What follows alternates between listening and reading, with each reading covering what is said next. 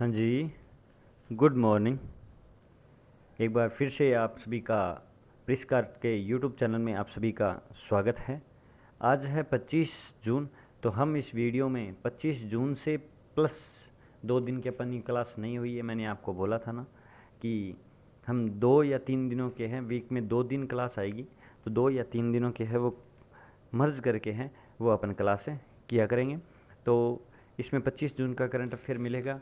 और अगर आपको इस वीडियो की पीडीएफ चाहिए तो उसके लिए आप टेलीग्राम चैनल को ज्वाइन ज़रूर कर लेना, या फिर आप वीडियो और पीडीएफ दोनों चाहते हो, पिछले 5-6 महीने की पीडीएफ चाहते हो, तो अपने ऐप को है वो इंस्टॉल कीजिए। और अगर कोई आपका दोस्त या फिर आपके कोई फैमिली मेम्बर जो रीट की टेस्ट सीरीज ज्वाइन करना चाहता है, तो वो ऑनलाइन और ऑफलाइन दोनों स्टार्ट हो रही है 1 जुलाई से पहले। तो 28 जून से पहले पहले हैं वो रजिस्ट्रेशन ज़रूर करा देना, और इस वीडियो को अंत तक ज़रूर देखना।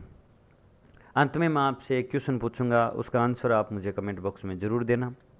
अगर ये वीडियो आपको हेल्पफुल लगे तो अपने दोस्तों के पास शेयर ज़रूर कीजिएगा, और अगर हेल्पफुल ना लगे, कोई कमी लगे, तो कमेंट बॉक्स में अपनी राय है वो ज़रूर बताइएगा। तो चलिए देर नहीं करते हुए अपन स्टार्ट करते हैं। आज का पहला क्वेश्चन है जो आपकी स्क्रीन में आपके सामने है। हाल ही में भारत का नवीकरणीय ऊर्जा चलित पहला एयरपोर्ट कौन सा बना है? तो भारत का नवीकरणीय पहला ऊर्जा एयरपोर्ट है वो कौन सा बना है? तो ये इंदिरा गांधी एयरपोर्ट बना है। अब इंदिरा गांधी एयरपोर्ट है कहाँ पर? तो ये नई दिल्ली में है, जो भारत की क्या है, कैपिटल है। तो नई दिल्ली में है इंदिरा गांधी एयरपोर्ट, जिसे जो पूर्णतः सौर ऊर्जा से संचालित होने वाला क्या है, ये भारत का पहला प्लेटफॉर्म है। तो आप याद ज़रूर रखिएगा। और इससे पहले भी अपन ने चर्चा की थी, तो इससे पहले चर्चा में की थी कि जो छत्रपति शिवाजी है वो हाइब्रिड बिजली में ये पहला था। और ये इसका टारगेट कहाँ तक रखा गया है इंदिरा गांधी स्टेडियम नई दिल्ली वाले का? तो 2030 तक है वो शुद्ध है, वो कार्बन शुद्ध शून्य कार्बन युक्त है, वो क्या बन जाएगा, ये एयरपोर्ट बन जाएगा। और इससे पहले है वो 2015 में केरल का कोच्चि जो एयरपोर्ट है वो सौर ऊर्जा से संचालित होने वाला एयरपोर्ट था। तो आप याद जरूर रखिएगा। अंतर्राष्ट्रीय ओलंपिक दिवस कब मनाया जाता है? तो अंतर्राष्ट्रीय ओलंपिक दिवस है वो 23 जून को मनाया जाता है। कब मनाया जाता है? 23 जून को मनाया जाता है। आईओसी अंतर्राष्ट्रीय ओलंपिक दिवस की जो स्थापना है वो 23 जून 1894 को हुई थी। कब हुई थी? 1894 को अंतर्राष्ट्रीय ओलंपिक की स्थापना हुई थी। और ये मनाना कब से स्टार्ट हुआ था? तो ये है वो 23 जून 1948, यानी 1948 से है वो ओलंपिक दिवस के रूप में मनाना स्टार्ट हुआ था। और इसका हेडक्वार्टर कहाँ है? तो लुसाने में है। अब इम्पोर्टेंट क्वेश्चन ये बन जाता है कि जो 2022 है ना, इसकी थीम क्या है ओलंपिक दिवस की? तो इसकी है together for a peaceful world. क्या है? Together for a peaceful world इसकी थीम है। तो आप याद जरूर रखिएगा। दुनिया की सबसे बड़ी मीठे पानी की मछली कहाँ मिली है? तो दुनिया की सबसे बड़ी मीठे पानी की मछली है वो कहाँ मिली है? तो कंबोडिया में मिली है। कहाँ? कंबोडिया में है वो जो ये मछली है वो मिली है। और लगभग ये कितने केजी के हैं? तो ये 300 केजी की है। कितनी? 300 केजी की है। ये पहली है वो प्रजाति मिली है इतनी बड़ी। और आप कह सकते हो लगभग 20-25 फीट के आसपास है, लंबी है, और 3 से 4 फीट क्या है, चौड़ी है। और इसे जो कंबोडिया है वो मछली को स्थानीय भाषा में क्या कहते हैं पता है क्या आपको? चलो बताता हूँ। बोरामी कहते हैं। क्या? बोरामी है वो इसे मछली को कहते हैं स्थानीय भाषा में कंबोडिया में। तो आप याद है ज़रूर रखिएगा। राष्ट्रीय जांच एजेंसी एनआईए के प्रमुख कौन बने हैं? तो राष्ट्रीय जांच एजेंसी एनआईए के प्रमुख है वो दिनकर गुप्ता बने हैं। कौन है? आईपीएस है ये, जो आईपीएस दिनकर गुप्ता है वो बने हैं एनआईए के प्रमुख बने हैं राष्ट्रीय जांच एजेंसी के। 2024 तक ये कार्यभार संभालेंगे। और 1987 बैच के आईएएस कैडर के अधिकारी हैं। तो आप याद ज़रूर रखिएगा। और जो ये एनआईए इसकी स्थापना कब हुई थी? तो 2009 में हुई थी। कब हुई थी? 2009 में इसकी स्थापना हुई थी, राष्ट्रीय जांच एजेंसी। चलिए नेक्स्ट क्वेश्चन। विश्व स्वास्थ्य नेटवर्क ने किस बीमारी को महामारी घोषित किया है? तो अभी एक महामारी चल रही है जिसे क्या कर दिया है, बीमारी चल रही है सॉरी, जो जिसे महामारी घोषित कर दिया गया है। किसने? WHI ने, विश्व स्वास्थ्य नेटवर्क ने। और वो कौन सी है? तो मंकी पॉक्स है। कौन सी? मंकी पॉक्स है। वो क्या है जिसे क्या कर दिया है, वो महामारी घोषित कर दिया है। कोविड-19 को तो बहुत पहले ही कर दिया था, जब आई थी 2020 में ही।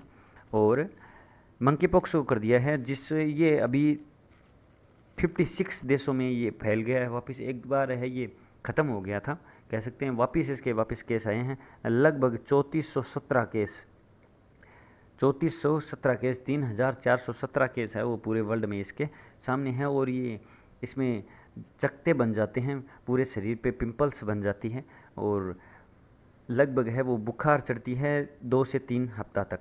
तो आप याद ज़रूर रखिएगा, इसे महामारी घोषित कर दिया गया है। अमजद सईद ने किस राज्य के हाईकोर्ट के न्यायाधीश के रूप में शपथ ली है? तो अमजद शहीद ये कौन, किस देश के, मतलब किस राज्य के हाईकोर्ट बने हैं? तो हाईकोर्ट के जज बने हैं, तो ये हिमाचल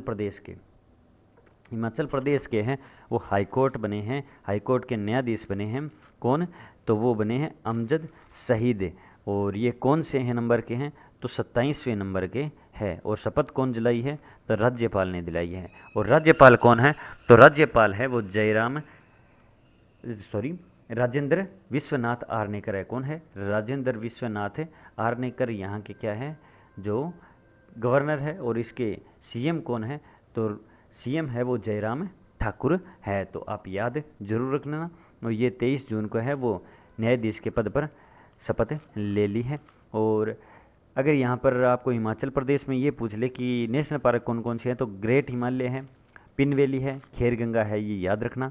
एलपीजी कनेक्शन और 100% एलपीजी कनेक्शन देने वाला और ई पंचायत पुरस्कार जीतने वाला ये पहला राज्य है। तो आप याद जरूर रखिएगा। हाल ही में जारी 2022 की सूची में सबसे रहने योग्य शहर सूचकांक में शीर्ष पर कौन रहा है? तो 2022 में सूची जारी हुई है, जिसमें सबसे बेस्ट शहर है वो चुना गया है, वो न्यूजीलैंड का है, जिसका क्या नाम है? वियना। क्या नाम है? ऑप्शन नंबर सी इसका सही आंसर है, वियना शहर है जिसे चुना गया है सबसे बेस्ट। और वो कहाँ है? तो ये न्यूजीलैंड में है। कहाँ है? न्यूजीलैंड में है। और अपने भारत का देखा जाए तो 140वें नंबर पर नई दिल्ली रही है, और 141वें नंबर पर क्या रही है? मुंबई रही है। और अगर आपको पूछ ले कि भी सबसे खराब प्रदर्शन किसका रहा है, तो इसमें सबसे खराब प्रदर्शन है वो सीरिया की राजधानी है ना, सीरिया की राजधानी है, वो सबसे ज़्यादा है वो नीचे रहा है, मतलब सबसे ख़राब शहर है वो चुना गया है, सीरिया की राजधानी। तो आप याद ज़रूर रखिएगा। चलिए नेक्स्ट क्वेश्चन पे अपन चर्चा करते हैं। नेक्स्ट क्वेश्चन है अपना, हाल ही में एमएसएमई पुरस्कार 2022 में प्रथम पुरस्कार किसने जीता है? तो एमएसएमई का प्रथम पुरस्कार है वो 2022 का किसने जीता है? तो ये ओडिशा ने जीता है। किसने जीता है? ओडिशा ने जीता है। तो एमएसएमई। और दूसरा और तीसरा किसने जीता है?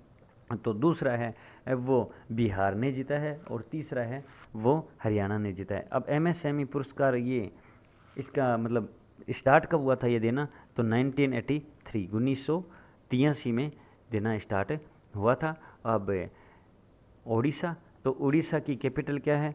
तो आप सबको पता है ओडिशा की कैपिटल है वो भुवनेश्वर है। सीएम कौन है? तो सीएम नवीन पटनायक साहब है, और गवर्नर गणेशी लाल है। तो आप याद जरूर रखना। और चिल्का लेक जो खारे पानी की झील है ना, वो भी कहाँ है? तो वो ओडिशा में है। 17वें साला प्रवेशोत्सव का शुभारंभ कहाँ हुआ है या किसने किया है?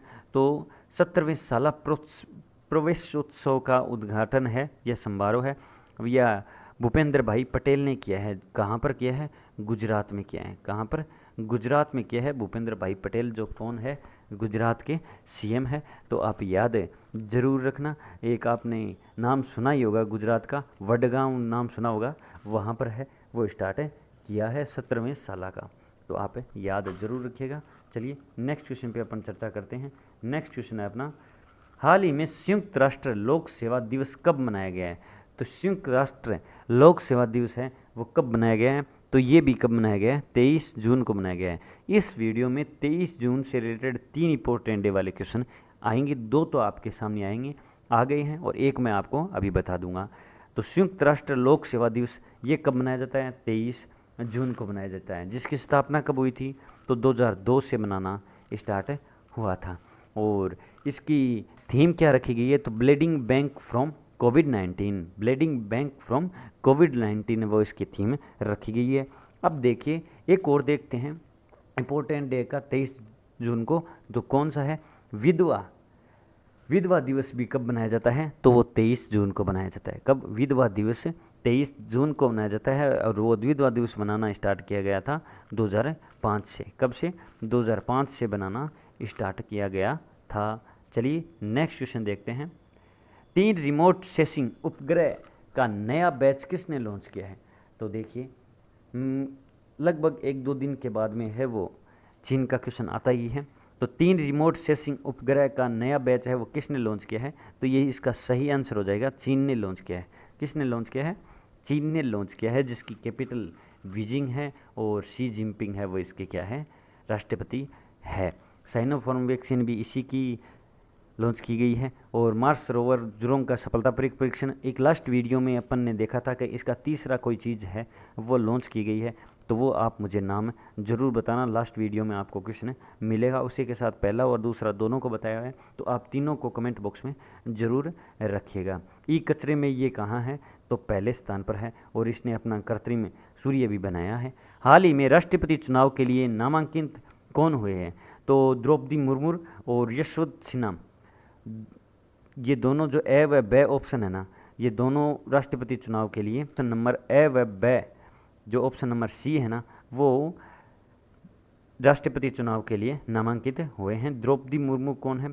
तो ये झारखंड की राज्यपाल रही हुई है, और ये दलित समुदाय के हैं, और एनडीए की तरफ से ये नामांकित हुए हैं। और यशवंत सिन्हा है वो विपक्ष के तरफ से इन्हें किया गया है, और ये आईएएस के हैं, और आप याद जरूर रखिएगा। अब अपन ये लास्ट डोज का क्वेश्चन था, और ये आपके लिए छोड़ा गया क्वेश्चन है, जिसका सही आंसर आप मुझे कमेंट बॉक्स में ज़रूर बताइएगा।